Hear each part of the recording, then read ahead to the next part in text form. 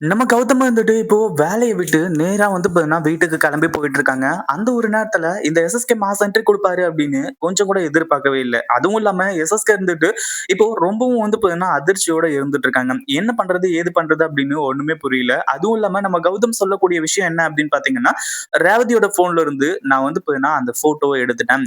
உண்மையிலேயே நீ இந்த அளவுக்கு கொடூரமானவனா இருப்ப அப்படின்ற மாரி வந்து கேட்டு எஸ்எஸ்கேவ உண்டு இல்லன்னு பண்ணுவாங்க. ஏற்கனவே நம்ம கௌதம்க்கு வந்து பார்த்தீங்கன்னா, ஒரு சில விஷயங்கள்லாம் ரொம்ப வந்து பார்த்தீங்கன்னா, மன வலிய குடுத்துச்சு. என்னென்ன அப்படின்னு பார்த்தீங்கன்னா, இந்த எஸ்எஸ்கே இருந்துட்டு நம்ம கௌதம பார்த்து, "நீ ஒரு அனாத. உனக்குன்னு யாருமே இல்ல." அப்படின்ற மாரி சொன்னது. ஏற்கனவே நம்ம கௌதம் வந்துட்டு தனக்கு வந்து பார்த்தீங்கன்னா, ஒரு அம்மா இருக்காங்க. அவங்க ரேவதி தான். அப்படின்ற ஒரு விஷயத்த வந்து பார்த்தீங்கன்னா, காட்டணும் அப்படின்ற மாரி வந்து நெனச்சு, அதாவது அவங்கள வந்து இது பண்ணணும்னு நெனச்சாங்க. அதாவது எஸ்எஸ்கேவுக்கு உண்மை எல்லாத்தையுமே புரிய வைக்கணும். நான் அனாதை கிடையாது அப்படின்ற மாரி வந்து சொல்லி, ஆனா அப்ப வந்து பார்த்தீங்கன்னா, இலக்கியா, ரேவதி இவங்க எல்லாருமே சேர்ந்து அத வந்து பார்த்தீங்கன்னா தடுத்து நிறுத்திட்டாங்க. ஆனா இப்ப வந்து பார்த்தீங்கன்னா, நம்ம கௌதம்க்கு ஒரு மிகப்பெரிய சந்தோஷமா இருக்கு.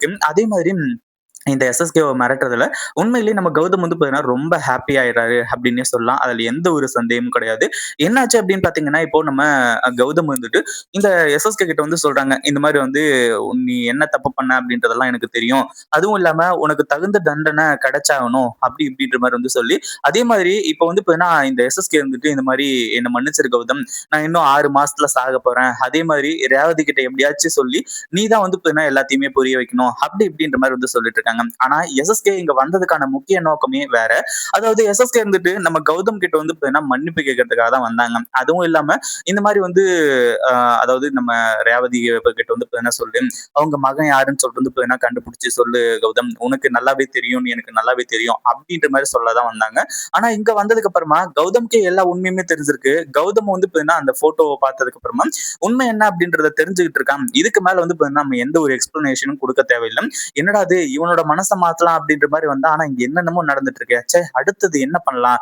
அப்படின்ற மாரி வந்து யோசிச்சு, கௌதம் எப்படியாச்சும் வந்து பார்த்தீங்கன்னா ரேவதி கிட்ட சொல்லி எப்படியாச்சும் இதுக்கு வந்து பார்த்தீங்கன்னா ஒரு முடிவு கட்ட சொல்லு.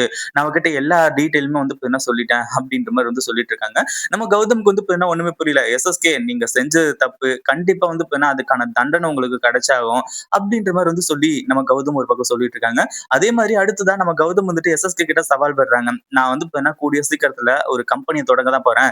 என்னோட கம்பெனிய வந்து பார்த்தீங்கன்னா எப்படி என்கிட்ட இருந்து புடுங்கி இப்படியே இந்த ஒரு நிலைமைக்கு ஆளாக்குனீங்களோ, இதுக்கு மேலயும் உங்கள நான் சும்மா விட போறது கிடையாது.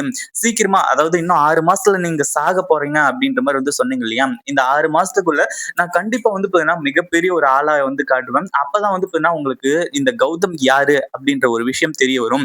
அப்படின்ற மாரி வந்து சொல்லிட்டு இருக்காங்க. உண்மையிலேயே இத வந்து பார்த்தீங்கன்னா, ஏத்துக்கவே முடியல. அதுவும் இல்லாம என்ன பண்றதுன்னு சொல்லிட்டு வந்து தெரியாம திருன்னு முழிச்சுக்கிட்டு எஸ்எஸ்கே நின்னுட்டு இருக்காங்க. இந்த வீடியோ புடிச்சிருந்தா லைக் பண்ணுங்க, ஷேர் பண்ணுங்க. இப்பதான் நம்ம சேனலுக்கு ஃபர்ஸ்ட் டைம் வரீங்க அப்படின்னா, கீழ இருக்க சப்ஸ்கிரைப் பட்டன பிரஸ் பண்ணிக்கோங்க.